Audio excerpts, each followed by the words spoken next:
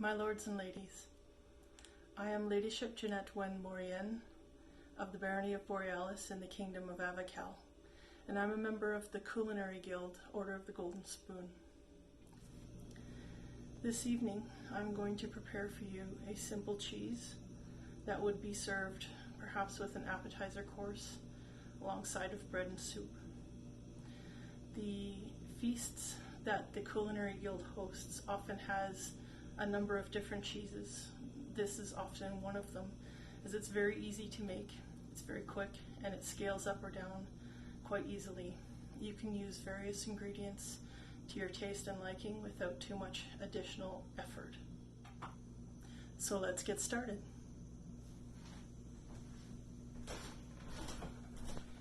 For this dish, you're going to need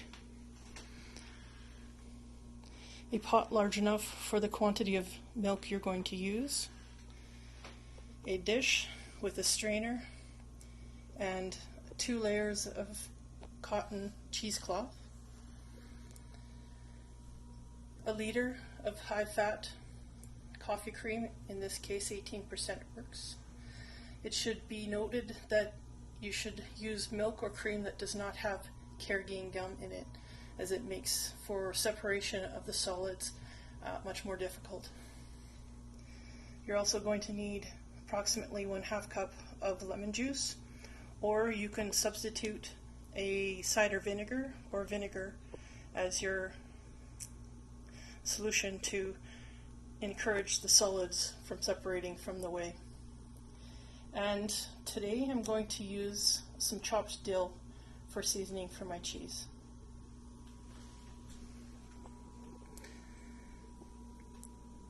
And you're going to need a heat source.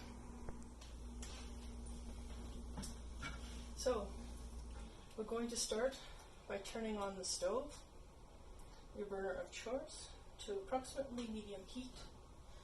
And you're going to add your cream, milk, goat's milk, whichever you choose, to the pot.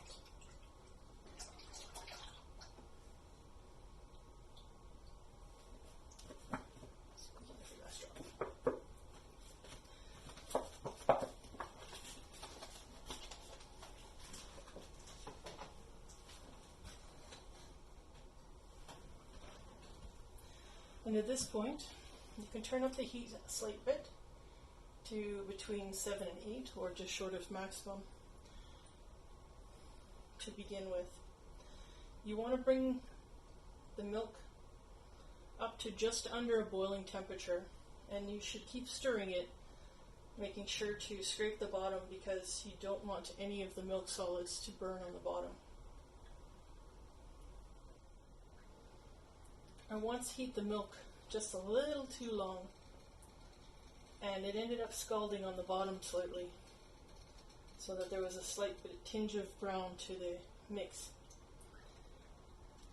It wasn't a complete loss, because the resulting cheese actually turned out very similar to what a grilled cheese sandwich would taste like. But it is good to keep an eye on your milk, stirring gently but frequently to discourage the milk solids from settling on the bottom and burning. And this way you can tell when your milk has come to heat. As you can see, the milk is steaming away. It's just about come to a boil.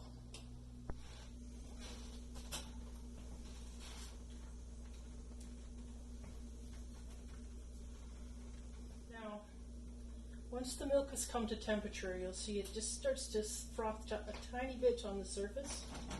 You want to turn the heat off.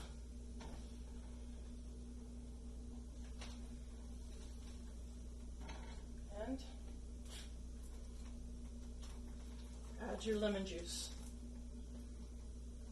I find lemon juice is really complementary for this particular cheese, especially for doing a dill additive as herbs. So now we just want to let the pot rest. Remove it from the heat. and let it sit for approximately 10 minutes. So at this point, you don't want to stir it too often or too vigorously, but you can sprinkle in your dill. You can either add it to the milk as you're heating it up, or you can add it after.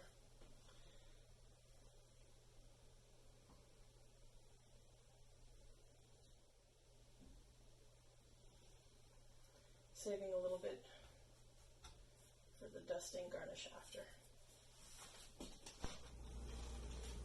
Now, we're going to take the bowl, colander, cheesecloth. Oh, there goes my light again. Well, and then we're going to strain the cheese solids that have thickened up quite nicely into the center of the cheesecloth. But before we do that, I want to lay down a nice piece of dill.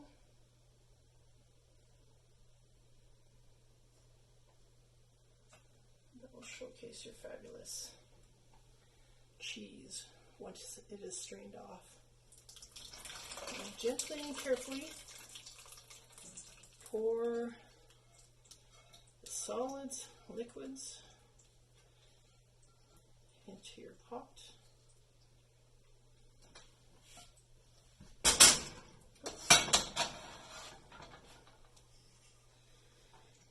And just let it drain off a little bit.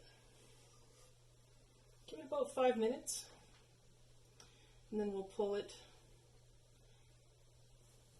and then we'll let it strain for another 5 minutes. And in the meantime, we can get rid of our dirty dishes.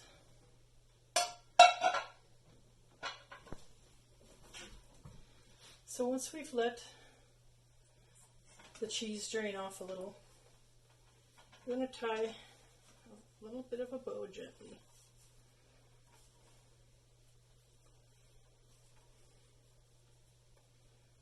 So that we may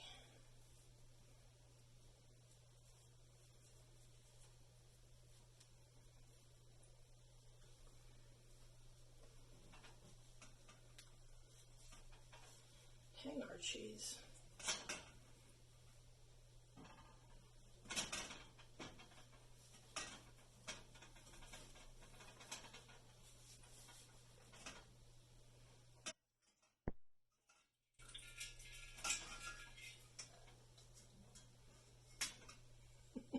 Oh, it's not high enough. But you can see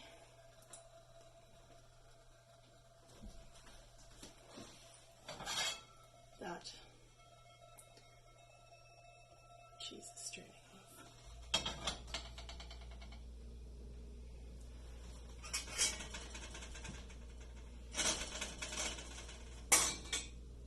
And you can also see the whey that is left behind. Now this is flavored with dill and lemon, so you can use it for other recipes if you wish. Sometimes if you're not flavoring at all, you can just use it to flavor another soup or some other dish that requires a whey or non-milk solid beverage.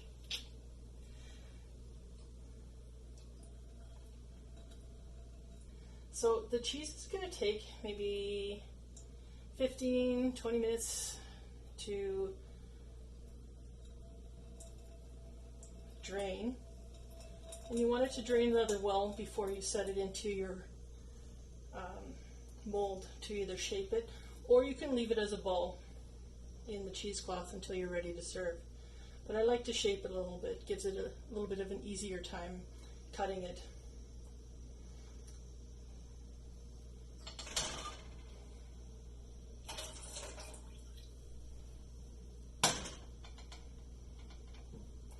Now this cheese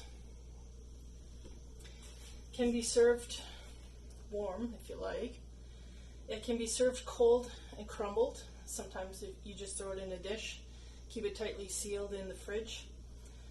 It'll last 4 or 5 days as long as you keep it tightly sealed. And you can freeze it, although you probably will eat it too quickly for it to be frozen. So you can eat it crumbled. Just break it up into a dish, crumble it up, put it on your bread, put it on your soup, sprinkle it on vegetables. You can cut it, so you can press it between a plate and another reasonably heavy surface. Just press it down till it's about approximately an inch thick, maybe an inch and a half thick, and then just let it rest. You can tuck it in the fridge, let it cool off. Once your cheese is cool, you want to pour off any extra moisture that has seeped out of it, and then you can open up the cheesecloth, and we'll demonstrate that in a little bit.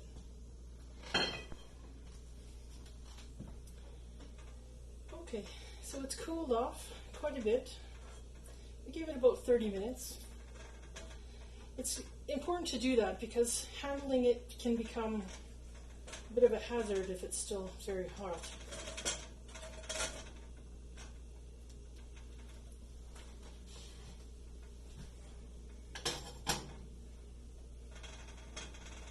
At this point, I'll rest my cheese right here. And I want to shape the ball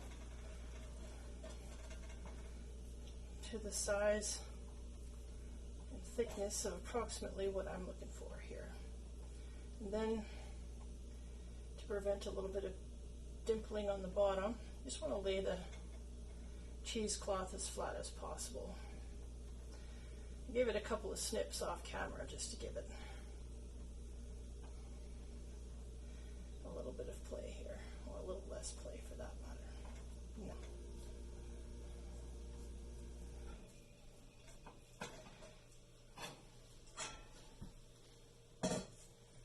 Okay. I'm going to flip it over, turn it into a nice little round.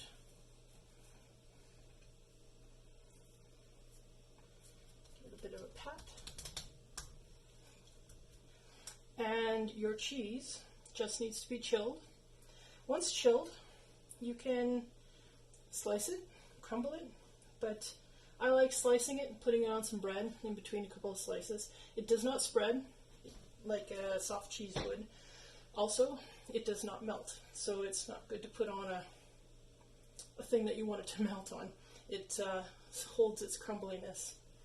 The cheese itself will be ready to eat as soon as it's chilled. Put it in the fridge. So our cheese is chilled.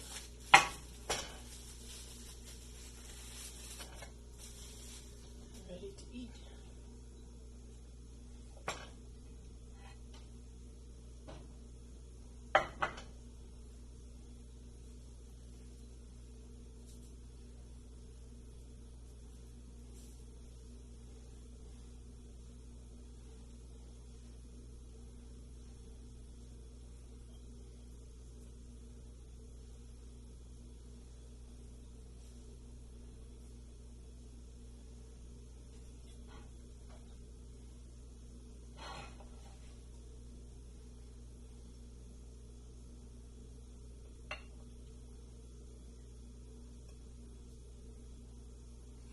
See how it's crumbly.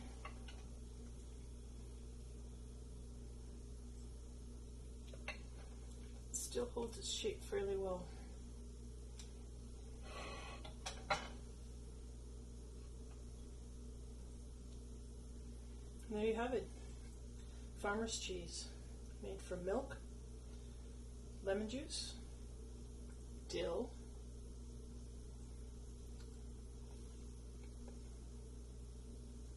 and a little bit of old-fashioned thyme. Bon appetit!